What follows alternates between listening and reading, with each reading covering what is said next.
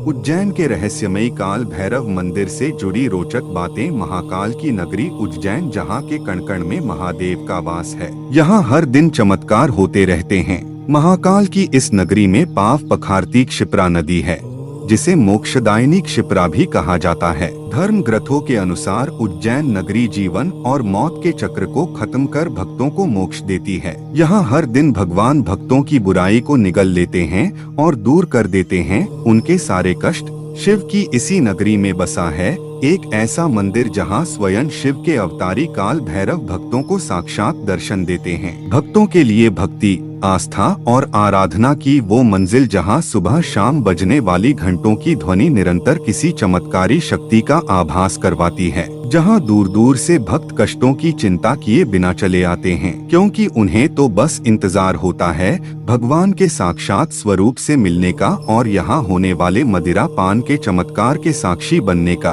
उज्जैन के भैरवगढ़ क्षेत्र में स्थापित इस मंदिर में शिव अपने भैरव स्वरूप में विराजते हैं। वैसे तो भगवान शिव का भैरव स्वरूप रौद्र और तमोगुण प्रधान रूप है, लेकिन काल भैरव अपने भक्त की करुण पुकार सुनकर उसकी सहायता के लिए दौड़े चले आते हैं। काल भैरव के इस मंदिर में मुख्य रूप से मदिरा का ही प्रसाद चढ़ता है। मंदिर के पुजारी भक्तों के द्वारा चढ़ाए गए प्रसाद को एक प्लेट में उड़ेल कर भगवान के मुख से लगा देते हैं और देखते ही देखते भक्तों की आंखों के सामने ये प्रसाद भगवान भैरवनाथ पी जाते हैं। ये ऐसा चमत्कार है जिसे देखने के बाद भी विश्वास करना एक बार को कठिन हो जाता है, क्योंकि मदिरा से भरी हुई प्लेट पल भर में खाली हो जाती है। इसके अतिरिक्त जब भी किसी भक्त को मुकदमे में विजय हासिल होती है तो बाबा के दरबार में आकर मावे के लड्डू का प्रसाद चढ़ाते हैं। तो वहीं किसी भक्त की सूनी गोद भर जाती है तो वो यहाँ बाबा को बेसन के लड्डू और चूरमे का भोग लगाते हैं। प्रसाद चाहे कोई भी क्यों न हो, बाबा के दरबार में आने वाला हर भक्त कोई ना कोई समस्या लेकर आता है और बाबा काल भैरव अपने आशीर्वाद से उसके कष्टों को हर लेते हैं। बाबा काल भैरव के इस धाम में एक और बड़ी चमत्कारिक चीज है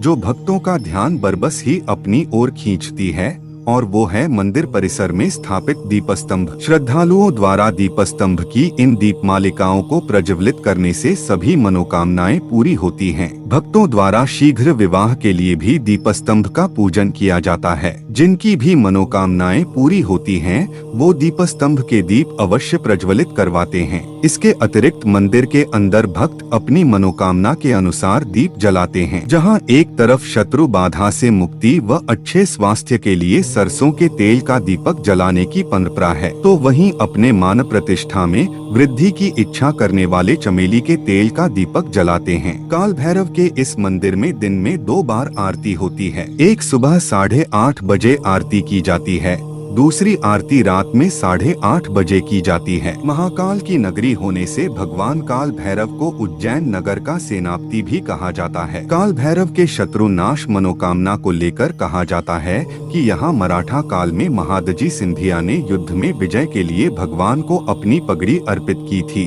उन्होंने भगवान से युद्ध में अपनी जीत की प्रार्थना की थी और कहा था कि युद्ध में विजयी होने के बाद वे मंदिर का जीर्णोद्धार करेंगे। काल भैरव की कृपा से महादजी सिंधिया युद्धों में विजय हासिल करते चले गए। इसके बाद उन्होंने मंदिर का जीर्णोद्धार करवाया। तब से मराठा सरदारों की पगड़ी भगवान काल भैरव के शीश पर पहनाई जाती है। काल भैरव का चमत्कार जितना अचंभित करने वाला है, उतनी ही उनके उज्जैन में बसने की कहानी भी है। वैसे तो यहाँ साल भर कई जगह से बहुत भीड़ में श्रद्धालु आते हैं, लेकिन रविवार की पूजा का यहाँ विशेष महत्व होता है। जिस प्रकार सोमवार का दिन महाकाल शिव का है, उसी प्रकार रविवार का दिन काल भैरव जी का माना जाता है। बाबा काल भैरव के भक्तों के लिए उज्जैन का भैरव मंदिर किसी धाम से कम नहीं। सदियों पुराने इस मंदिर के बारे में कहा जाता है कि इसके दर्शन के बिना महाकाल की पूजा भी अधूरी मानी जाती है। अघोरी जहां अपने इष्ट देव की आराधना के लिए साल भर काल भैरव की कालाष्टमी, भैरवाष्टमी की प्रतीक्षा करते हैं। वहीं सामान्य भक्त भी इस दिन उनका दर्शन कर